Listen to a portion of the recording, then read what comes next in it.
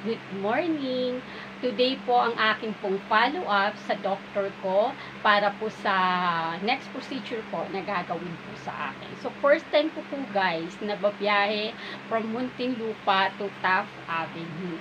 Simula po kasi guys, nung ako po ay ma-diagnose na meron po kong colorectal cancer stage 3 or mas kilala sa tawag na colon cancer, hindi na po ako bumabiyahe mag-isa. Nagkaroon na ako ng takot. Yun yung naging pakiramdam ko. So, ngayon susubukan natin. So, kaya ko naman. Kasi before, medyo may takot ako dahil marami po akong nararamdaman na masakit sa katawan. Na kailangan ko po talaga ng may kaagapay ako. Ngayon naman po, okay na po yung katawan ko. Maayos na. Mas nakakakilos na po tayo ng normal. So, kakayanin natin.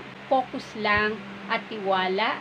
Nagagabayan tayo ni Lord sa ating pong paglalakbay. Ayan. So, meeting place kasi namin yung Adamson University kung saan nag-aaral yung dalawang anak kong lalaki.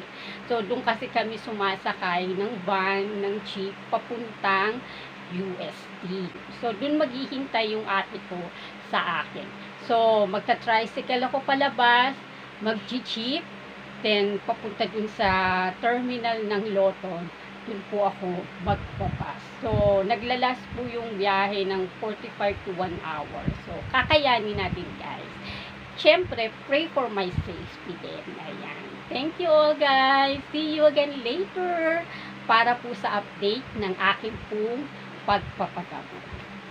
Bye guys! A few moments. Sakas na. Nagpupuno pa.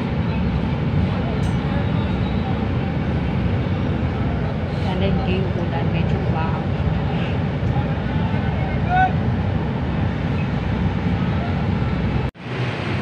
Okay, dito na ako.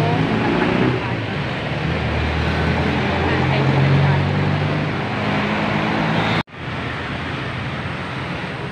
And school ng dalawang boys. Eternity. Ito na ako guys. Sa UST Hospital. Pero nandito kami sa canteen.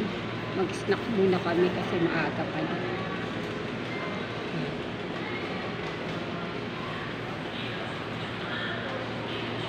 Ate ko.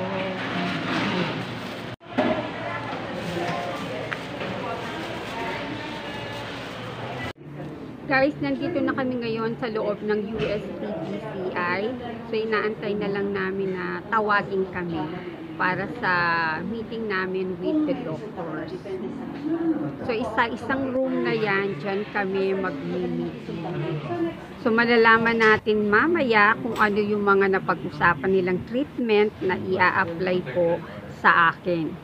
I-discuss po nila yung mga options na yon para alam din namin kung paano namin paghahandaan. So, yung nakatalikod na yon na nakakulay gray na mahaba ang buhok, yan po ang aking pong surgeon na humahawak po sa case ko. Diyan po sa consultation room number 2, diyan po kami papasok mamaya. Eternity later. Ng masunuring anak mo. Kaya kaisa ng mga anghel na nagsisiawit ng papuri sa iyo nang walang humpay sa kalangitan.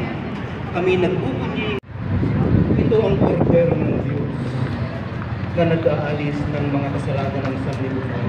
2,000 years later.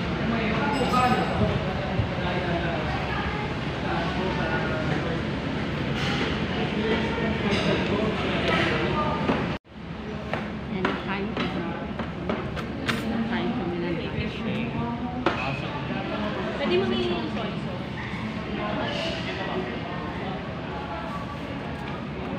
kapalikas ko yung oras dito hanggang makauwi siya para kasabay ko siya para si ate diretso na siya.